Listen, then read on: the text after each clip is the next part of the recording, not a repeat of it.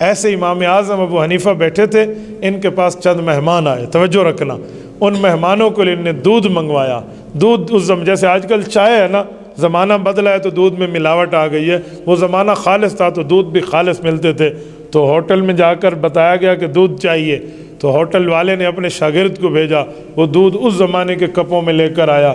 امام ابو حنیفہ کے مہمانوں کے سامنے اس نے کپ رکھے تو امام صاحب کو بہت اچھا لگا، بچے کا انداز، بچے کا طریقہ، تو کہا بیٹا یہ کپ اٹھانے بھی آپ آنا۔ انہوں نے کہا جی ہاں۔ وہ واپس آیا تو امام صاحب نے پوچھا کیا نام ہے؟ کہنے لگا یعقوب۔ کس کے بیٹے ہو؟ کہا ابراہیم۔ کون ابراہیم؟ کہا وہ ابراہیم جو وفات پاک۔ اچھا اچھا اچھا اچھا، آپ یتیم ہیں، آپ تو چھوٹے ہیں، تو کیا کرتے ہیں؟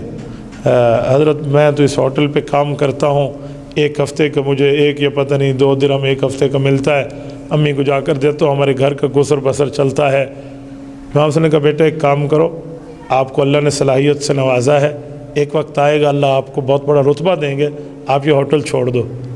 تو کہا پھر میری معیشت کا، کہ وہ اللہ پاک کی طرف سے میں ذمہ دار ہوں، وہ اگر 1 درہم دیتا ہے تو میں 2 دوں گا، وہ 2 دیتا ہے تو مجھ سے 4 لے لینا، لیکن یہاں پڑھنا شروع کر دو۔ بچے نے کہا ادھر کوئی کام وام تو نہیں کرنا پڑے گا؟ کہا جی نہیں، یہاں صرف پڑھنا ہوگا۔ انہوں نے کہا جی بسم اللہ۔ انہیں جا کر کب واپس کیا، پڑھنے بیٹھ گیا۔ 1 ہفتے بعد ڈبل تنخواہ ملی تو ماں کو جا کے دی، ماں کو نہیں پتہ، ماں نے کہا استاد نے دی؟ کہا جی استاد نے دی۔ تو ماں اس ہوٹل والے کا شکریہ ادا کرنے آئی، اللہ آپ کا بھلا کرے، آپ نے میرے بچے کا تعاون کیا۔ انہوں نے کہا کون سا بھلا کرے؟ تیرے بچے نے یہاں دوبارہ منہ نہیں دکھایا۔ کہا یہاں نہیں آتا؟ کہا یہاں آج بھی نہیں ہے، دیکھ۔ اچھا کہاں گیا؟ کہا وہ مولوی بیٹھے مسجد میں، اس کے پاس بیٹھے۔ تو وہ امام صاحب کے مجلس میں آئی اور یہ بچہ پڑھ رہا ہے۔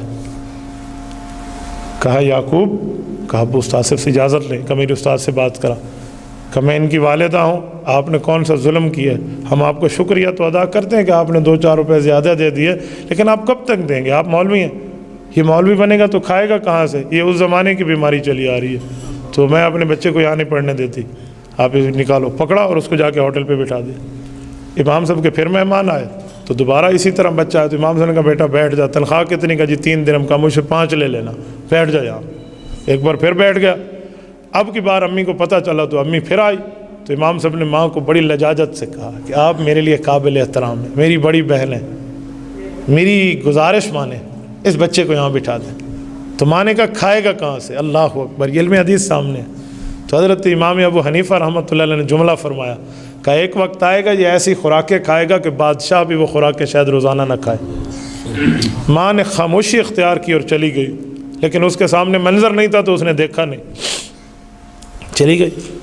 یہ بچہ پڑھتا رہا امام ابو حنیفہ سے، اور یعقوب بن ابراہیم ایک وقت آیا، اس نے دنیا نے اسے قاضی امام ابو یوسف کا نام دیا ہے، یہ وہ ہے، یعقوب ان کا اصل نام ہے، قاضی امام ابو یوسف رحمہ اللہ، بہت بڑی شخصیت ہے۔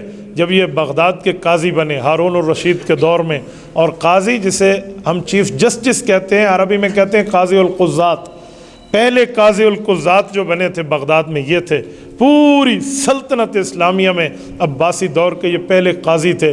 اور عباسی دور تو وہ ہے جس کے بارے میں سجاہ خلیفہ کے لیے لکھا ہے، یہ نفحۃ الیمن میں موجود ہے، کہ بادل آسمان پہ یوں سفر کرتا ہوا جا رہا تھا تو خلیفہ وقت نے بادل کو دیکھ کے کہا کہ تو جہاں بھی برسے گا نا، اس زمین کے فصل کا خراج ہماری سلطنت میں آئے گا، یعنی ان کی اتنی بڑی سلطنت تھی۔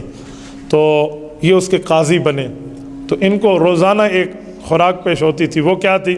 وہ پستہ، بادام، فالودہ، یہ پستہ بادام دیتے۔ تو یہ کھانے کے لیے چمچ اٹھایا تو ہارون الرشید بادشاہ نے کہا کہ ہمیں یہ جمعے کے جمعے ملتی ہے، آپ کو روزانہ ملے گی۔ خوشی کی بات تھی، ان کے ہاتھوں سے چمچ گر گئی اور آنکھوں سے آنسو جاری۔ تو بادشاہ نے سمجھا خوراک پسند نہیں آئی اور یہ رونے لگے، کہ کیا ہوا، ہم سے کچھ آپ کی عزت میں کمی ہوئی ہے؟ کہ نہیں۔ رحمہ اللہ علی استاذی، اللہ میرے استاذ امام ابو حنیفہ پہ رحمت نازل کرے، اس نے میری اماں کو کہا تھا ایک وقت آئے گا یہ وہ خوراک کھائے گا جو بادشاہوں کو نہیں ملے گی۔ آج میں اپنی آنکھوں سے دیکھ رہا ہوں۔